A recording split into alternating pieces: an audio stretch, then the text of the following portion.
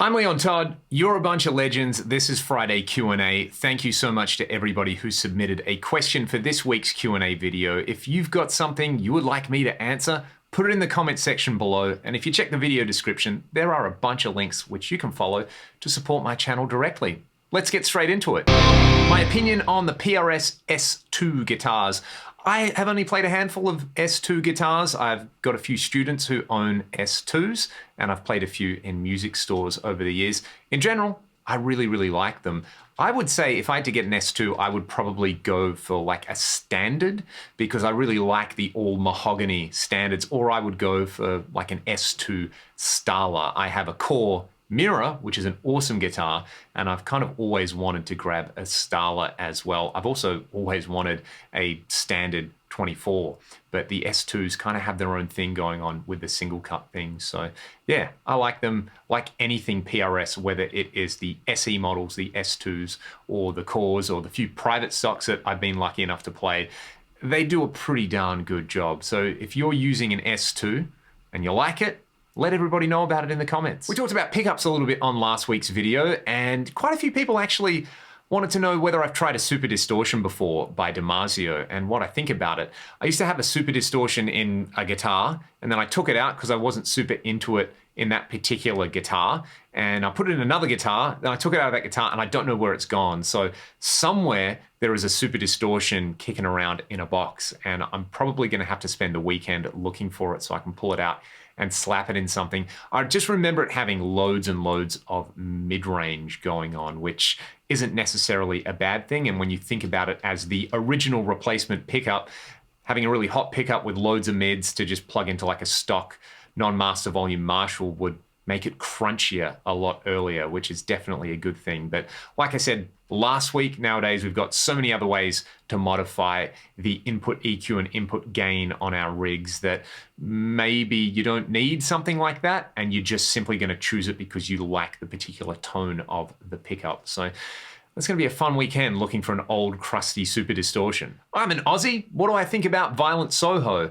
This was asked by somebody from overseas because one, they said they're from overseas, and two, Violent Soho have been all over the radio and all over Triple J, probably for the last decade. And the first time I heard them, I actually said to the person I was listening to them with, what weird old Nirvana demo is this? And yeah, it really captures that kind of early 90s grunge thing. And if you're into that, you would probably really like them and a bunch of other Australian bands. There's a bit of a homegrown grunge punk revival happening at the moment. And if you've never heard bands sing with a true blue Australian accent, there's definitely a few that you should check out that fuse that kind of early 90s Seattle sound with just being an absolute Aussie unit. I mentioned that I've got a new lens that I'm doing videos with. What lens did I get? So I'm using the Canon EOS M50, and I got the 22mm prime lens on it. I was just using the 15 to 45 kit lens on it, but this one has a much lower f-stop. You know, it's got really lovely depth of field and things like that, and I've been absolutely loving filming with it. Furthermore, it is really compact, so for any traveling or any gigs that I'll hopefully have at some point this year, I'll be able to use it for that, and it will be a lot easier to fit in my backpack. This question comes from somebody who said they got a Boogie Studio Pre, or they're going to get a Boogie Studio Pre from their uncle. Which power amp would I recommend powering the Studio Pre with? What I would recommend to start with is, if you're lucky enough to get your hands on any cool old preamp, and the Studio Preamp is definitely one of my all-time favorites, you can just run it into the effects return of any of your amps, provided they have an effects return, for example. So for years, I used to gig with a Marshall JMP1 and just run that into the effects return of either a Marshall DSL or a Carbon V3 head. So you could do that. I think maybe if I move my chair, no, there's a cat sitting over there. I've got my Studio Pre there with a Boogie 50-watt power amp. I forget which one. It's not the 50-50. It might be the 250 or the other way around. I could just look at it. Yeah, the Stereo 250, but I actually don't use that one much because it's on American voltage. So we're on 230 volts over here in Australia, and that's a 110. But I've got a Synergy 50/50 power amp in my rack that I basically use every single day now when I'm running the Synergy preamps. I plug them in, blast them through that, or if I'm running the Studio Pre or I'm running my old ADAs, I will run them through that, and I think it sounds fantastic. It's pretty chunky and pretty heavy, so kind of hard to go wrong with the Boogie preamps. A lot of people like the 290, that is a pretty epic sounding power amp, or you could go for something like their 2020 power amp if you want something nice and compact. Well, the Synergy stuff's really good. The Fryette stuff I know a lot of people like as well, or you can just use the effects return of your tube head. Speaking of the Synergy rig, if you've got an Axe FX, is there really any advantage to getting something like that? I guess not. But I guess at the same time, that's not why we buy gear. We buy gear because they all do slightly different things and they're all slightly different to use. And using the Synergy is a much more hands-on thing for me. I like the fact that I've got it mounted in my rack under my Axe FX, and I love the way the Uberschall module sounds. I love the way the TDLX module sounds. I love the 2CP, the 800 and the Ecstasy. They're the ones that I actually went ahead and bought. I like them that much. I love old preamps like the ADA, the Studio Pre. The Synergy definitely belongs in that conversation. The Uberschall and the 2CP are actually some of my favorite pre's ever. So yeah, it's kind of cool. If you like old preamps, you definitely owe it to yourself to check out the Synergy stuff. At the same time, I'm fairly confident I can get those same sounds out of the Axe FX, like all my other gear. All my tube heads I've A-B'd with the Axe, and they're either smack bang on, or I can do a couple of very slight tweaks and get them to sound identical. But, you know, it doesn't have the tube-powered smell about it, which is also important. So I guess just one of those things, you know, from a practical perspective, if I'm gonna go out and I'm gonna play music, I'm going to use my FM3 or my Axe FX3 because it's so compact, quiet, reliable, and it sounds amazing. It just makes life easy. But if I'm goofing around in here, depending on the mood I'm in, I might use an amp, or I might use the Synergy system or some old preamps, or I might just play acoustic guitar because I like all those things for slightly different reasons.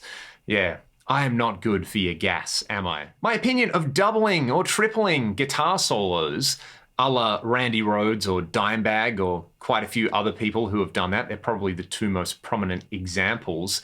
I do like that approach, and I've done it in the past, but what I've actually found recently is something that I did on the guitar solo for the Ragdoll song Rust, where rather than doing a double, I played the solo, and then when the song was being mixed, I was sitting there with friend of the channel, Mr. Troy Nababan, and we were kind of saying, hey, wouldn't it be cool to either add some harmonies or a double on this? And what I ended up doing was playing in certain sections either a fifth higher or a diatonic third higher, like on the little diminished slide sweep arpeggios, or playing an octave lower with a fuzz tone, and basically coloring in and shading the solo using overdubs. Whether you do that with a double, and if it's a fast part and you try to double it and you don't quite nail it, I think that sounds really cool. Or you go and you use octaves or harmonies or something like that.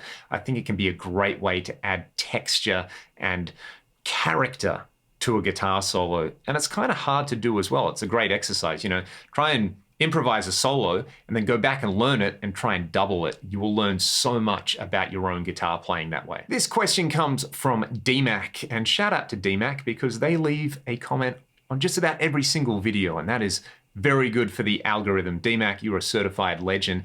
They've also offered to send me their Nuno N6 to check out on the channel. I would be totally down for that. We can chat about it, but I will say it's incredibly expensive to ship anything to Perth at the moment. So it might be something to do either in a year or two or down the track when hopefully all the shipping prices somewhat normalize. You know, you've got so many things happening in the world at the moment, and you've got lots of other supply issues in Australia going on as well. It's just kind of hard to go to the grocery store and, you know, get yogurt or get bread or something at the moment because there's been so many shipping disruptions over here. So I'm totally down for that. I don't think we're in any kind of rush for it. And if anybody watching this video would like to see me demo an N6 or an N4, or if you're in Perth with one of those guitars and you want to loan it to me for an afternoon, I'm totally down to do that. How do I like my coffee? Light roast, medium, or dark roast? I tend to gravitate towards the super light stuff if I'm doing filter coffee. I got some coffee from my local roaster, Stay Grounded, in Joondalup, and when I was doing that, they said, hey, try this, and they just gave me this bag of mystery beans that were super light roasted, and I really, really liked them as a V60 pour over, and they actually worked really well in the AeroPress as well. But my kind of daily driver for making coffee is a Flare, which if you haven't seen it is basically a manual espresso machine. Really cool little piece of tech.